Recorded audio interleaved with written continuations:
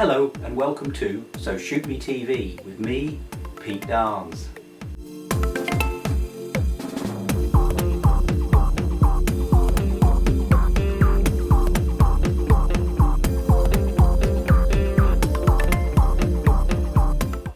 This is my show and I get to do what I like doing best, talking to people.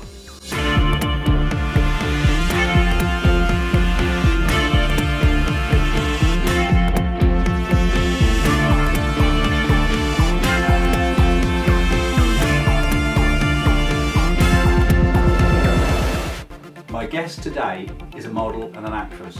I've been trying to get her into the studio for some time. I was tipped off that she's filming an episode of the Lunar Squad very close to the studio. So I've just rushed out and begged her to come and talk to us, and she's agreed. Ladies and gentlemen, please welcome Claudia Simmons.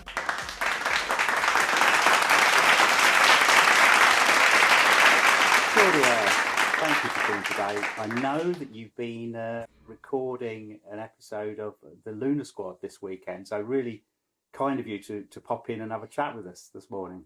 Thank you so much for having me. So what part are you playing in the Lunar Squad? So I am the teacher. I think my name is Lashes. Lashes. You like that name, do you? I do.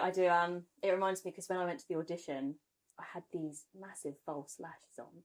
So I was like, is that why I was called Lashes? Maybe. Who knows? And you've been filming, you did a scene with Ben? Yes, I did do a scene with Ben. Yeah. And how did you get on? Would you enjoy acting with Ben? Yeah, I do. He's very easy to act with. He's a really good actor. Yeah. But yeah, I mean, our first scene, I was a little bit rusty, let's say, from not filming for so long due to everything. But you know, after that scene, started all coming back, getting into the flow of things, relaxing a bit more. Yeah. So start to get a bit easier. The director, you get on well with director Leon Mitchell? Oh, I would say that I do. So I hope that he agrees.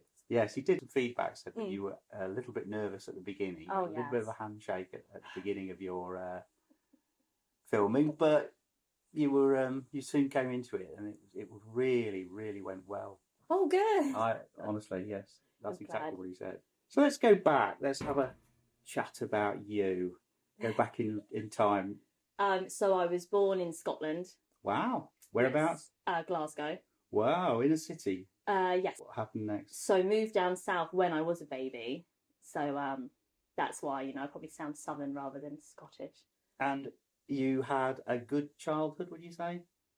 Yeah, I'd say I had a really good childhood. We were quite poor. So my dad had left my mum when I was younger. Well, they had a divorce, and then he just decided that was it. Right. So my mum raised me and my sister herself whilst going to university. So very difficult, very challenging. But I was always a happy child because I love nature and I love being out in it. And my mum would take us, on walks, camping, seasides, anything she could that just didn't cost any money. Right. And so that has grown my love for nature even more. So I was always a happy child to be out. As long as I'm outside, that's it. What's the funniest thing that's ever happened to you, Claudia, school-wise? I would say, so when I was younger, and I was living in Thornhill, and I would ride my bike around the area, one day, I don't even know how, I managed to get my leg stuck in between the pedal and the bike's frame. Right. And I don't even know how, but my mum couldn't get me out, and the whole neighbourhood came out, and they were all giving like shampoos and Vaselines and butter. Didn't work, so ended up having to get the fire brigade to come out. And then the newspaper somehow heard about it, so I had the news trucks coming up, had the fire truck coming up. I was there like loving life with my foot stuck in this bike. How old were you? Maybe 7, maybe. Or maybe younger. Not too sure. But the fire brigade was like, we're gonna have to cut it off, and I was just like, my leg! Oh my god, my leg! You poor thing. I know. And So you thought that they valued the bike more than your leg? Yeah, and I was like, no, Mum, don't let It's them. an expensive bike. They're going to cut my leg off. Oh, but, you know, the newspaper then wanted to take a picture of me. And I was getting sweets and everything. I felt like an absolute diva. The neighbourhood was out, the newspaper, the fire people. Massive smile on my face, massive. He was like, no, you need to look sad. I need you to look sad for this picture. I was like, oh. But yeah, I managed to pull it off, pulled it out of the bag, looked sad, and just enjoyed the rest of my day with, like, everyone. And no injury? No injury. No broken bones? Nope. Did you fall off the bike? Or did you was you getting on it and slipped? And Must have got on it and slipped, really. But yeah. I'm so accident prone, especially when I was a child. What, even now? Yeah. It's a danger to myself. Really? I don't even know. My mum always says to me, I don't know how you've managed to live this long. What? You know, I've nearly drowned. Well, tell us about that. What happened? It's going to really sound really bad on my mum, doesn't it? When I was a baby, I used to just get up and walk wherever, really fast, off. One day we were at the beach, and she turned around, and I was gone. And she sits there like, okay, where is she? And then there was a little wooden thing that literally the sea was over the other side. And she was like, oh. And she come over, looked down like that, and apparently there was me just looking up her like that, under the water, just like, sat in there. And this is me as like a younger baby, like a walking toddler, just looking at her like, under the sea. What? I was like, and hey, do you know how long we were there for? Seconds, I guess. She was just like, oh. Picked you out. I know. And then, I've been bitten by squirrels, had my fingernails ripped off by a skateboard. I was very tomboyish when I was younger. So, never broken anything, but, you know, ripped skin, nails, hair, everything. Do you know, it sounds like I might not have been speaking to you today. It sounds like you might not have been here for all those accidents, especially the almost drowning accident. Yeah, Well, thank God she got you out. We've never had this interview. Mm-mm. No acting. Oh, no, nothing. How awful. Nothing. And what's your mum like? Very independent. You know, she unfortunately lost her mother when she was 14. Oh. And then swiftly after that was her dad due to cancer, both due to cancer. You know, so she was very young when she was left on her own. And she was up in Scotland for a bit, and then she moved down to London. So yeah, she's very independent, very like fierce, you know, a fire burns inside her. Yeah, and do you think you take after her in that way? I think I can do, yeah. I think sometimes I might be quite blunt and straight to the point because it's just, this is it. Let's not beat around the bush now. Right. So I do think, yeah, I'm probably a mini her. Good. And so as you were growing up, you know, you said that you were quite poor. Did that have any impact on you in terms of friendships and how school went? With me, honestly, school was fine. Unfortunately, my older sister had a little bit of an issue because she was older and knew more about it and understood it. But, you know, the Berrywood school didn't really want me to join because they knew that I was in the area of the council houses. But my sister had already managed to get in there. So thanks to my mum going back in, having a thing, they finally let me in. This is the fire burning in her, is it? Yeah, this is her taking so you get them, the right school. Yeah, taking them to the council, the school council, and being like, my oldest daughter is here. Yeah. I want my youngest in here. How old were you when your mum and dad split up? Well, I was like a baby. Right, so you Yeah. don't remember it as... So is your dad the same dad as your sister? Is that... Yes, he is. Right, and your sister's older than you? Yes. By how much? About 3 years. 3 years, right. And you keep in touch with her? Oh, yeah. I mean, our relationship was a bit rocky at the start because she left, because she didn't have a great time, you know. She took the anger out on us and then left. When she was 14, I think she left our family home. Wow, that's quite young, isn't it? Yeah, just went. Oh. So it's now that I'm older, we've started to rekindle our relationship because we just didn't have that growing up at all.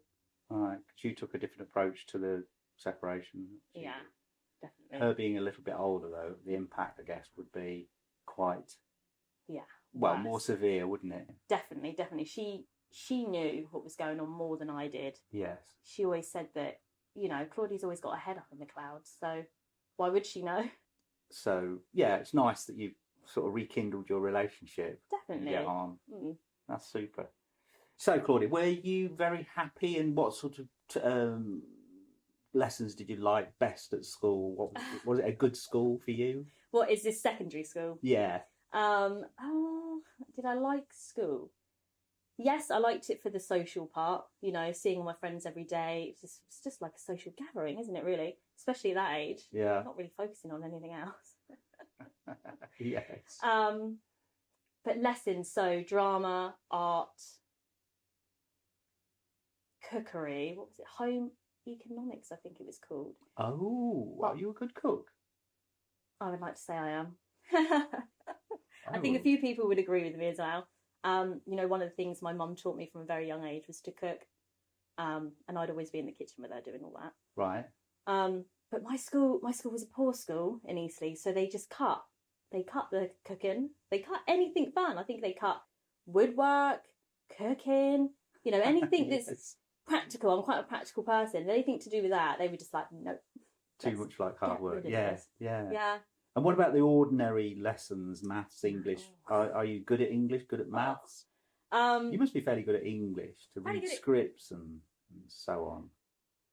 Yeah, I guess so. I didn't do too bad in English, to be fair. But then I was always like, as a child, I'm English, so why am I learning English? I know. That is a what a concept. I mean, I don't need to learn English. I know it. Yeah, I wasn't very keen on English. Wasn't keen on maths. My mum made me retake maths. I mean, I think I've retaken it like 4 times. Okay. Because I'm terrible at it. Utterly terrible, yes. Are you? And then at one point, you know, I got up to I wouldn't say good grade, semi-good grade. And then she's like, oh, go on, do it again. And I was like, oh, God. Done it again. Went back down a grade and was like, do you know what? That is enough. Yeah. I've had enough right now. No. So all of that. Were you considered to be naughty? Were you one of the naughty ones at school, or was you a good girl? I wouldn't say naughty. There were quite a few naughty, challenging ones that would really push the teachers and stuff. I just do stuff that you'd be like, damn. No, I was probably more of the, you know, I'll do the work, but to the teacher, just don't. You know, it's just like one of those. Maybe I'll give you a little bit of sass back. Yeah, but not too much sass, but a bit of sass, you know. Especially if I'm talking to my friends and they're like, oh, and you're just like, do you mind, sir? What about, were you cool? Were you in the cool crowd? Cool. I wasn't in year 7 and 8. So I just started this school and everyone had started before me. Again, I joined my sister in a different school, so that's why. So I joined when everyone had already gone in and made friends and everything. So I wasn't at first, and then I slowly slipped my way in. So about cool crowd. So later coming on to late 8s to 9s to 10s, yeah, I'd slipped in and that was that. And then everything was just, you know, nothing was important unless it was to do with school and my school friends. And that just felt like it was, you know, everything here was all or nothing, wasn't it? Yeah. All or nothing. After leaving school, what happened next? Where did you go? What did you do? So I went to Barton Peveril College, again in Eastleigh. And was that to study anything in particular? Or that was to do media studies. Right. And how did you get on with media studies? Let's talk about that first. I again got an all right grade. You know, wasn't a fail. Still got over the pass. And when you say media studies, just across like, you know, because it's quite a wide thing. What was the focus of the media studies? What for you anyway? I guess it was to learn more about the cameras and everything, like that side. So the technical side. Also, it's still like acting in theatre, but it's the other side. So learned about that, made a couple of adverts, which was quite fun. And then just passed that, and then just left. I'm done with that. Yeah, and then you went on to. Then I went on to Itchen College and studied fine art, 3D art and design, and theatre and drama studies, I think it was called. you then went on to, you must have quite enjoyed the acting side of things because you carried on with the acting. I did. I stopped and got a real job just due to money. And everyone was telling me, you got to go to dance school. I need this card that costs this much to be able to do anything like that and stuff like this. And I was like, wow, I need a job, don't I? I need some money. So I went and worked for McDonald's. I mean, I've had an array of jobs since I was 16. Chicken van, pub, McDonald's, craziness. What was working at McDonald's like? Really fun. Everyone there was obviously 16, 17, 18. Yeah, it just puts you off of McDonald's though. Does it? Yeah, not great. I can imagine. And so what role did you perform at McDonald's? I'm just trying to visualise you. So I started off as a crew member with the hats and that, and then I got promoted to hostess. Ooh. Yeah, so I didn't have hostess at McDonald's. I know, but they're the ones in, like, when I was it was in a pencil skirt, little shirt, little necktie wow, thing. I didn't know that. We would just... I imagine that was quite pop in to see that. I'd have had a burger just to see you wandering around like that. Well, I did get a couple of numbers on napkins. Did you? I'll bet. But yeah, that was just an easy job. I would just go in, chuck some stuff in the bin, walk around. Brilliant. Fantastic. No, there were some bad times. I mean, a couple of times, a few people would be throwing up in the McDonald's toilets and stuff like that. And God only knows what they did in those toilets. But we had to clean them. I think you said to me earlier that you started to kind of get a bit of a calling for acting again. Yeah, later on. I think it was...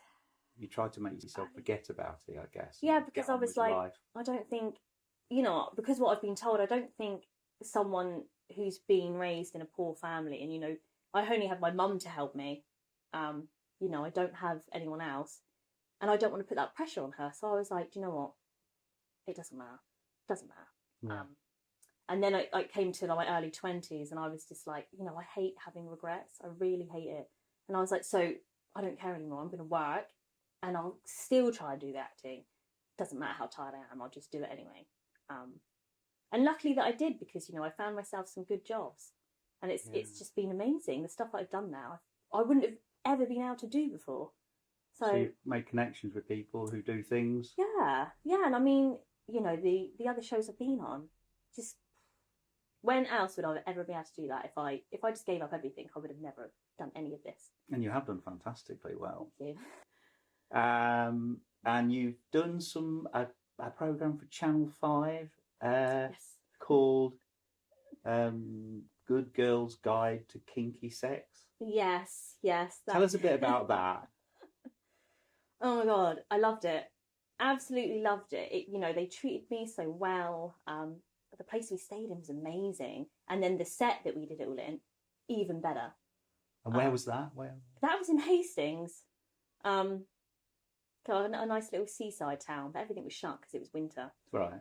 But it was, the flat that we were in, it just had, there were sex toys everywhere. Sex toys, outfits, fetish clothing. I was putting up on my Instagram stories all of these things, like filming, and people were replying to me like, "Are you in porn now?" Was your role, because Yes. I was looking for, perhaps you were in one episode, but you appeared to be in several episodes almost like a demonstration. It's kind of like a reality show, isn't it? As well as acting, because you had the contestants. Yes. And they were couples that wanted to expand their sexual, minds, broaden it a bit. And then that's where we came in, because so the public aren't going to watch the real couples do anything, are they? So they would just watch the actors demonstrate everything and then show, people at home who might not know what to do, how they can use toys and other stuff if they feel like their sex life is a little bit. Yeah. So it sounds like porn, and you've described it to me as a porn shoot. But in reality, it's No. the softest porn I've It ever is. seen in my life. It is. It's so soft. It's a cushion of porn. And so, how do you feel about that? I mean, getting your kit off, basically. How do you feel about that generally? Because just in every day. Yeah, well, I mean, when you're an actress, the pressure for an actor to get their kit off is still there. Yeah. You know, people want to see nice bodies, don't they? But the pressure for a female actress to do naked scenes is so much more, isn't it?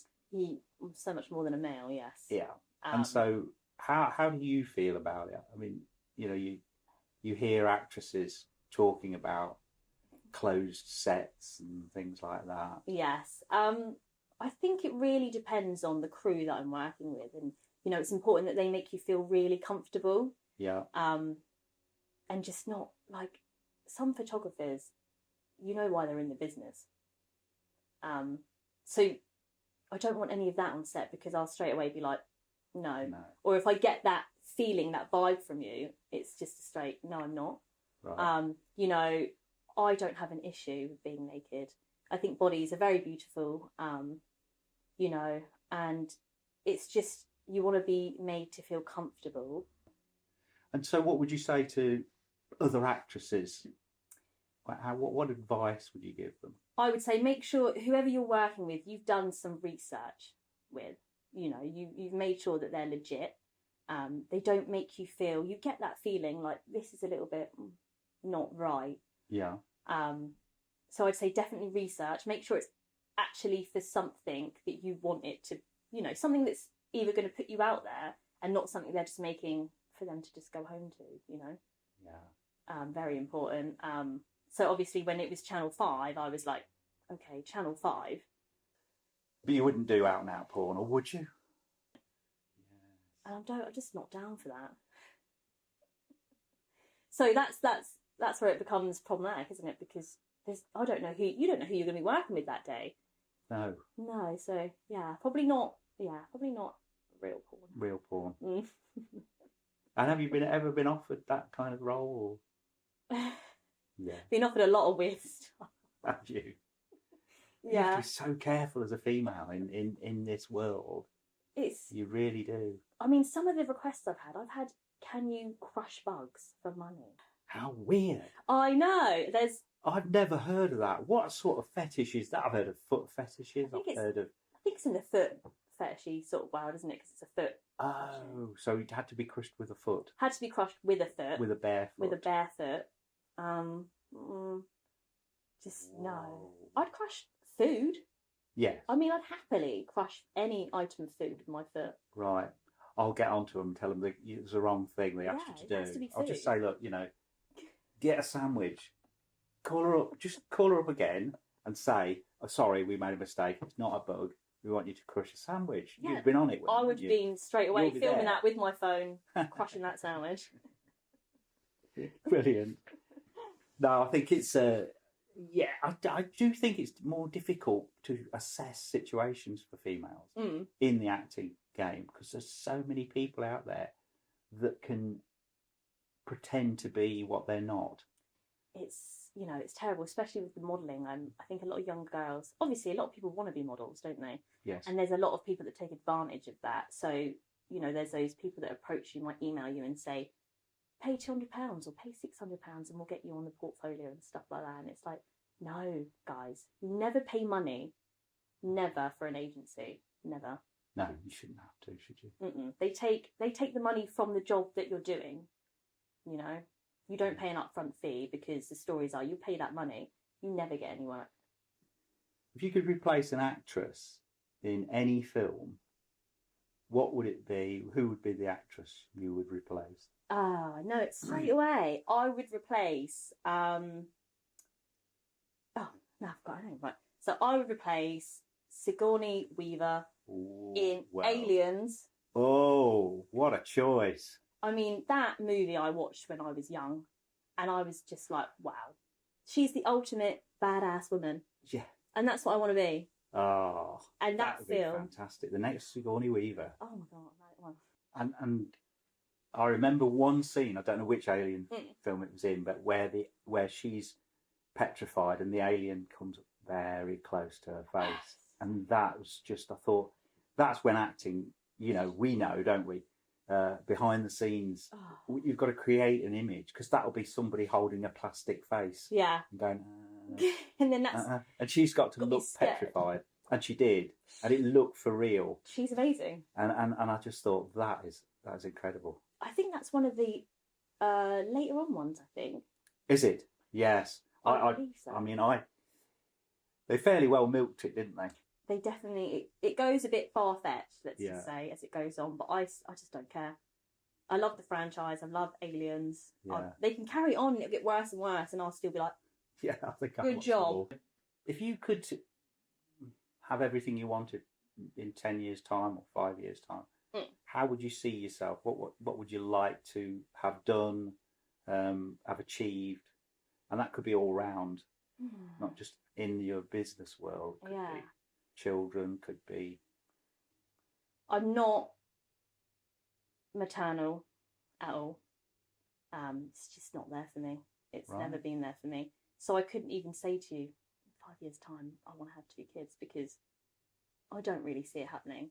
And I'm also quite in the moment sort of person. I quite like to do things spontaneously. So, you know, as long as I'm happy, you know, my family's still there, they're healthy, I'm still enjoying life. It's the main thing is I still want to enjoy it. Yeah. You know, yeah. I still want to give out all this positivity, and I still, you know, want to bring this into people's lives and everything like that. But maybe for myself, you know, it'd be nice to have a property, wouldn't it? That was officially mine.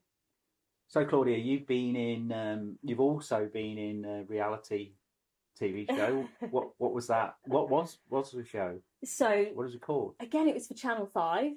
So it was Undercover Girlfriends. Tell us the premise. So the idea of the show. So we didn't know this when we went for the auditions, right? So we went for the auditions, me and my partner, and then he got taken out because the females were allowed to know what's going on. And basically, we're going to spy on our boyfriends for a week in Marbella. And I was like, yeah, great. I mean, I have no issues at all. You know, I fully trust everything like that. But when someone says to me, do you want to spy on your boyfriend with a spy kit in a hot country? Yeah, the answer's yeah. But yeah, it was just, you know, such fun. The girls were so nice. You know, the lads were funny. Obviously, when we all got at the end together when they found out. Yeah. But I was disappointed with the ending because the boys, obviously, they didn't know that the last day they were going to go somewhere and meet us. So they stayed up. They stayed up till like 4 a.m. So when I was walking up to the boyfriend, he was there falling asleep on the table. And I was like, that looks really good for TV. It looks like you hate me. You don't want to be here. And I've just popped up and you're like, oh. What's your boyfriend's name? Lawrence. Lawrence, that's a nice name. And what's he like? Yeah, you know, sweet, fun-loving guy. Over 6 foot, very important. But no, he's cute, he's chill, you know, very... And how long have you been together? Oh, God. Gosh, that must be a long while now, thinking about that programme. 4 years, maybe now. What do you think of reality shows, generally? Well, I was on a pilot for the MTV True Love, True Lies as well. Okay. No.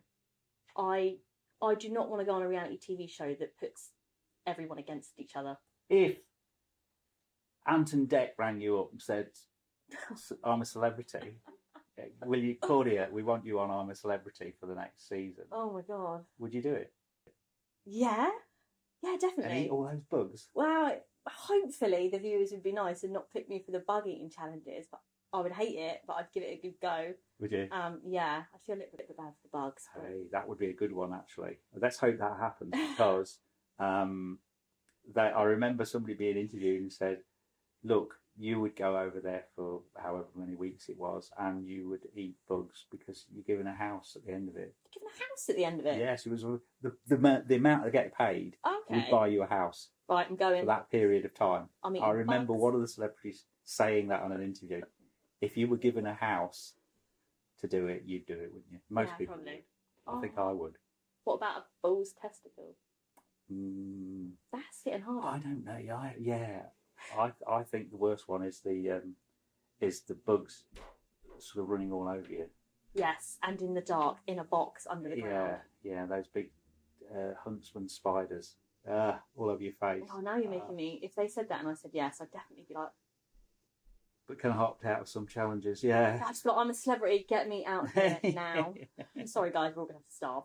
Yeah. That's basically it. Yeah, I don't care. I would be the worst person. I would get terribly sunburnt, bitten, because they just go for me. All mosquitoes, everything, all bugs, and I'd just be a nightmare. I'd be hungry. Yeah. So it would not look good, but I would try. Hey, but I tell you what, you would do the shower, the shower in the water scene. Oh yeah. They would be the cameramen. Go get her in that shower. So you've also had a little dabble in the world of fetish clothing, I understand. Tell us a little bit more about that. Yes, so thanks to my boyfriend, let's say I've noticed latex a little bit more.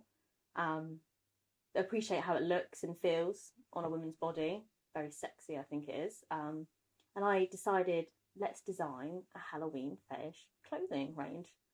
So yeah, whipped up a couple of outfits, modelled them myself, a couple of my friends as well, and started just selling them at Halloween. It's going pretty well. And do you do that every year, or? Stopped this year because, you know, with everything, I was like, no one's going to spend money, and they're not even going to go out for Halloween, let's be honest. No, they can't. So I was just like, and it takes a long time to make these outfits, and for them to dry as well. Dry? Yeah, so a lot of people say to me, so how long does it take for you to sew latex together? And I'm like, sew? No. Oh, really? So, yeah, you have to get this special glue and then a roller, and you're rolling these seams to stick together, and then it takes 24 hours for them to dry. Yeah. And then you've got to wash it, treat it so the sunlight doesn't vaporize the latex. It's a very difficult material, basically. So how do you make the right size? Do you just have to know that size to make? That was the hardest part, was sizing, because obviously if you buy the cheap latex you get in the shops, it doesn't really fit right at all. It doesn't ever look as good. So you want to go for one that's going to be your size, tailored to you. So the only person I'm modelling these latex clothes on are myself, because, you know, I know my sizes, you know, trying to get the curves of the women in skirts, because with the cheap ones, they're just cutting out a straight old square, and that does nothing for your figure. What is it about that latex then that's sexy? I didn't realise it was sexy to wear. I thought it was just sexy to look at. Wow, that's the thing. For me, so you would wear it for me rather than you enjoy wearing it yourself. Not me. You get what I'm saying. For men, I think it's the same for, you know, most clothing. So if I wear a nice underwear set, I'm doing that for you, and I'm also doing it for me, because when I look in the mirror, I'm like, yes, look at me. So then that's making it for myself and for you, right? Because then I feel really sexy. Yeah. You're enjoying it. Yeah. Or if I don't feel sexy, then you're going to see that I'm not really confident. I'm just a bit like, no. But yeah, it's like a second skin, latex. Yes. Proper. And is it tight? Very, very and tight. It feels tight, does it? Yes. Not too tight. Like you can breathe. Will it stretch? Yes. I mean, it'll move around with you. Very stretchy. You're not kind of like locked. No. It's very stretchy, because obviously to get into it, where it looks so small. It looks like it would be awful to try and put on. Because you imagine it's rubber, but it's not actually rubber, is it? Well, kind of. It's made from the sap of trees and that, isn't it? Is it? Yeah. Right. Well, you know a lot better.